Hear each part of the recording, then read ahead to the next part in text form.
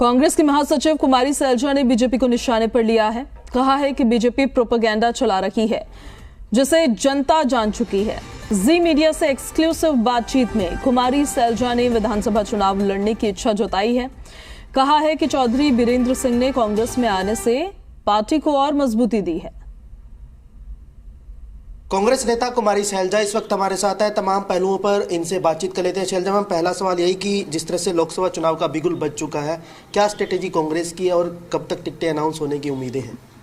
देखिए, कांग्रेस पार्टी ने India alliance के साथ मिलकर जो रणनीति बनाई है वो आप देख रहे हैं कि भारतीय जनता पार्टी की और इस वर्तमान केंद्रीय सरकार की, भाजपा सरकार की, एक चीज़ होती है दिखाना लोगों को, वो है प्रोपेगेंडा। दूसरी बात है असलियत जो ज़मीन पर है। जिस प्रकार से देश पिछड़ रहा है, बेरोज़गारी बढ़ती जा रही है, महंगाई बढ़ती जा रही है, मुद्दे बहुत हैं। तो उन मुद्दों को लेकर जो आम जनता में असलियत नीचे पहुंची हुई है, लोगों को दिखता है कि उनका भविष्य भारतीय जनता पार्टी के हाथ में अब सुरक्षित नहीं। 2 बार मौका दिया, लेकिन उसके बावजूद चंद हाथों में ही पैसा जितना भी बना है देश में, वहीं उन हाथों में रह गया।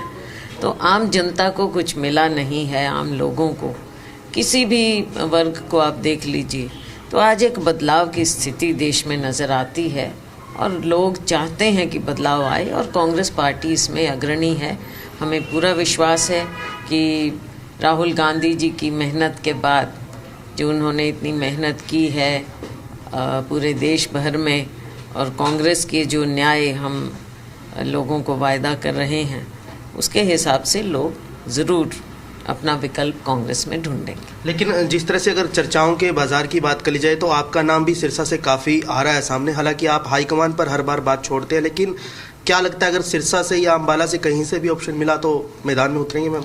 ये तो मैं पहले दिन से कह रही हूँ कि हाईकमान का फैसला होता है, जो हाईकमान कहेगा। मैंने ये भी आप लोगों के सामने भी और हमेशा बात रखी है कि इस बार विधानसभा चुनाव लड़ने की मैं इच्छुक हूँ, और लोकसभा चुनाव पर हाईकमान जो फैसला करेंगे। लेकिन सिरसा और अम्बाला में से बेस्ट किसको मानते हैं? ये अब पार्टी देखेगी कि कहाँ मेरे लिए उनका हुक्म होता है पार्टी का। लेकिन वही बात कि अभी जिस तरह से आप असेंबली की बात कर रहे हैं, वो तो वक्त अभी दूर है, लेकिन लोकसभा में और सेंटर में अगर कांग्रेस को लाना है तो मैदान में बड़े चेहरों को आना चाहिए। चार एक महीने हैं बीच में, तो वो तो पार्टी फिर दोबारा से जैसे रणनीति बनती है लोकसभा के बाद वो होगा। अभी लोकसभा में हाईकमान विचार कर रहा है। आप देखते हैं कि हमारी स्क्रीनिंग कमेटी की मीटिंग चल रही है, उसके बाद जो केंद्रीय चुनाव समिति की वहाँ पर ये हरियाणा को ले जाया जाएगा। थोड़ा विलम्ब ज़रूर ऐसा लग रहा है, क्योंकि हमारा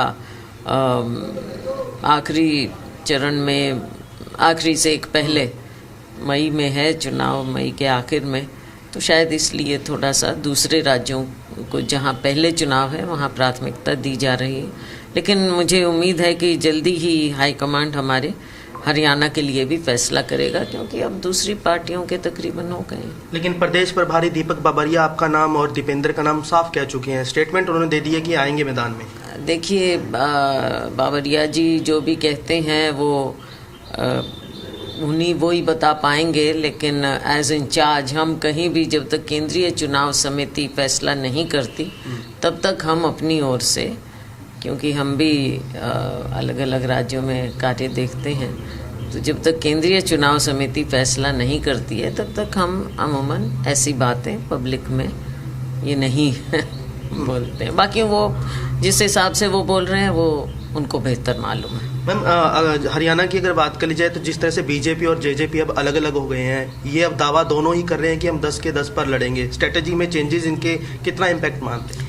आपको क्या लगता है कि लोग इस बात को मान रहे हैं? आखिर में क्या किया? ये पहले से कवायद चल रही थी, मीडिया में, लोगों में आम चर्चा थी कि जब चुनाव आएगा ये दोनों अलग अलग दिखाएंगे अपने चेहरे, लेकिन इनकी ये सारी मिली भगत है।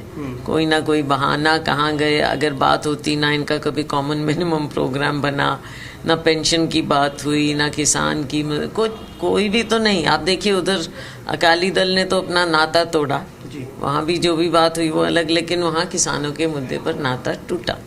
यहाँ पर कुछ भी नहीं, और जो मुद्दे उठाए गए थे उन पर भी कोई अमल नहीं इतने 5 साल में। तो सबको मालूम है कि वही बातें हैं, एक ही सिक्के के 2 पहलू हैं, तो लोग इस बात को कैसे मानेंगे।